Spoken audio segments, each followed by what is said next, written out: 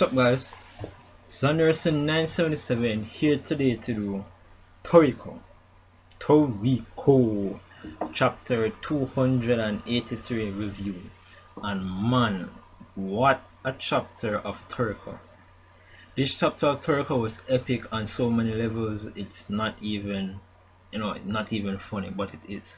But epic on so many levels. As in, we finally get to see this Horse King Hercules. That's how I'm going to call it. How it's normally spelled is like Heracules, but it's just easier to say Hercules, so that's who I'm going to be calling the Horse King Hercules. So we finally get to see the Horse King Hercules, what he looks like, and the panel in terms of his size, the sheer size of him in comparison to the rest. That panel where we see this massive massive horse, off the one side with his fierce looking face covered with scars all over his body, that being Hercules without Deharma horse here as well, along with this kind of unicorn looking horse. Those seems to be more like his subjects, but the one in the center, Hercules. And Mappy states that there are many other phantom beast horses, but only one of them is known as the Horse King Hercules, and that's the very massive horse beast that we see in front of them. And as I said, the sheer size of this beast, right, we see him off in one corner in that panel, massive, and then three little dots that's highlighted by a white circle, not supposed to be the size of Komatsu, Mappy, and Toriko. That's their size in relation to the Horse King. I mean, how can you fight against something of that size? It's just so massive. How can you fight and possibly beat something of that size when you're this tiny in comparison to it? It doesn't make any sense. I mean, the Horse King is on a completely different level. Unless Toriko somehow gets to grow gigantically in size to face these monsters and these beasts, I don't see how he's going to face them at all. But this Horse King Hercules at least is massive.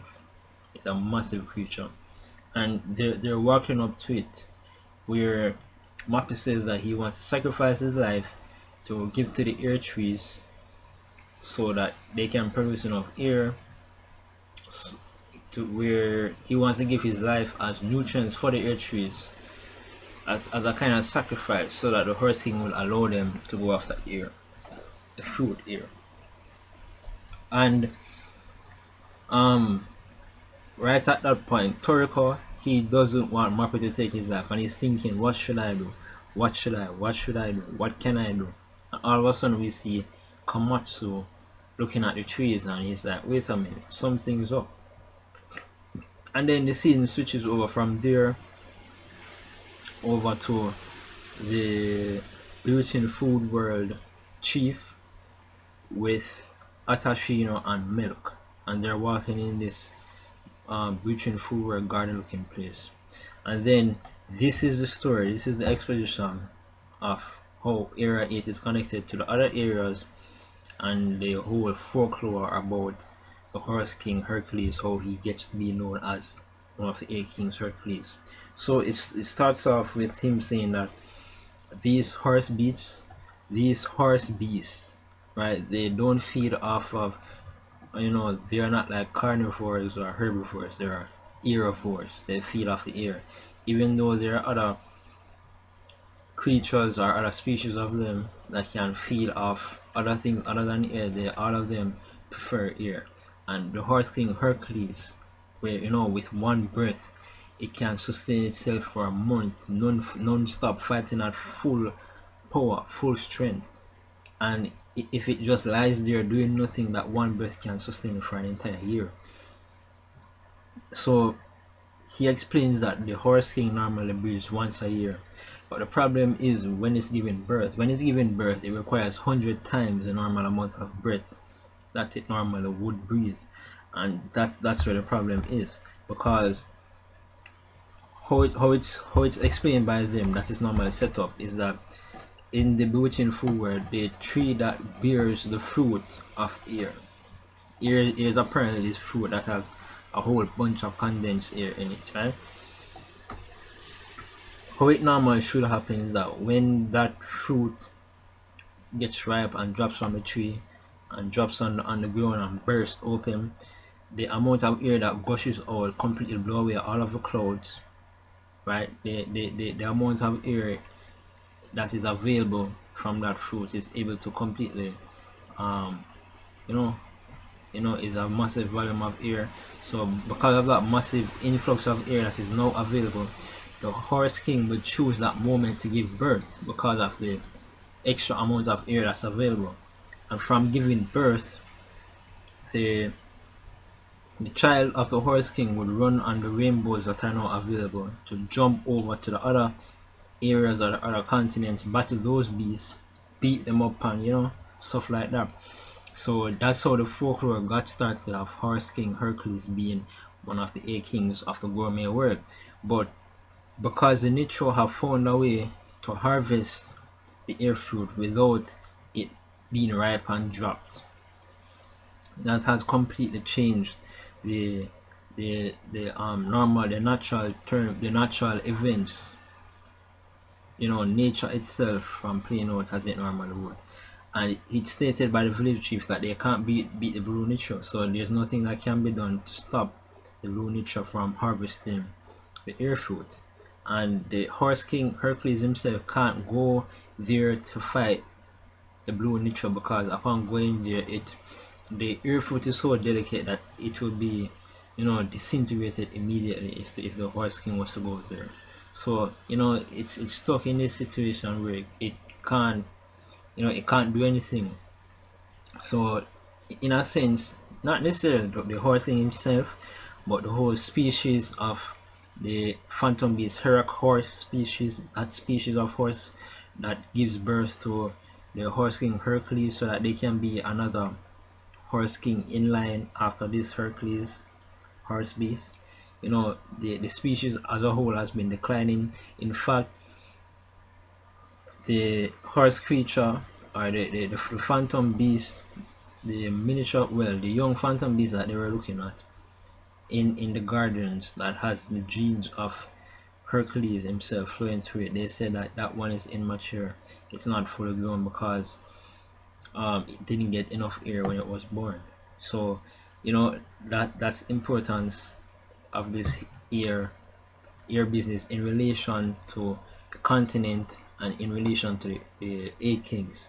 So I really liked how this played out a lot. Mitsutoshi is a genius for being able to come up with such an elaborate story, and the folklore, the story, the folklore behind it. It all, Mitsutoshi is such a genius for coming up with this idea, the whole story, the folklore behind everything, how it connects with the other continents, etc. It's very well thought out and it's very well done, and I liked it pretty much. I like the story really much. So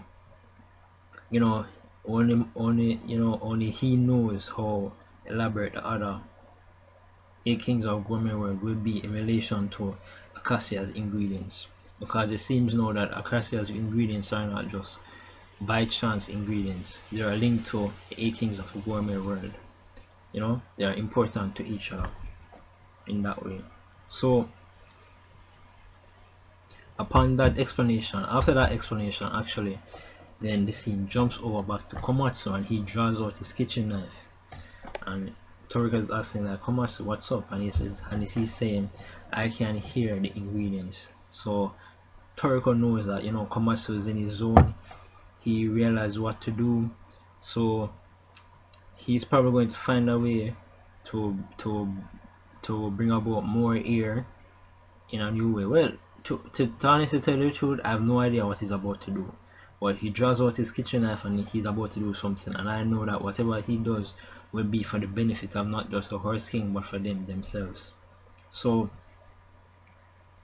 the interesting scene and the interesting turn of events from that is that upon Komatsu drawing out the knife, all of a sudden we see the face of Hercules, and he's pissed as hell. He's like, what the hell is this?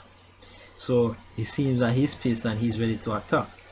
probably ready to attack because he feels that Komatsu is a threat to the air trees that's around there, and without those air trees, it would, starve of air. So at the end of that last panel, it says Toriko and the Eight Kings clash. So that hints at Toriko in the next chapter of Toriko somehow intervening between him and Komatsu and somehow trying to stave off this horse beast Hercules, which I don't know how Toriko is going to do it because it's massive, much massive than them. But something is going to be done and Toriko is going to be at the root of it. But overall, I like this episode of Toriko. I like this chapter of episode, I should say, of Toriko very much. I like the whole story, as I said before, with the eight kings, how it plays into Acacia's ingredients. It's not just a coincidence that there's eight kings and at the same time eight ingredients in Acacia's full course. It's all tied, it's all connected, and we see the story, and we are beginning to see the story that unfolds from this connection. So that's it. I liked it pretty much. I think it was an awesome chapter of Toriko, to be honest. It's a real awesome chapter. The exposition, it was perfect. So that's it. That's my review. Remember to rate, comment, subscribe. Sayonara.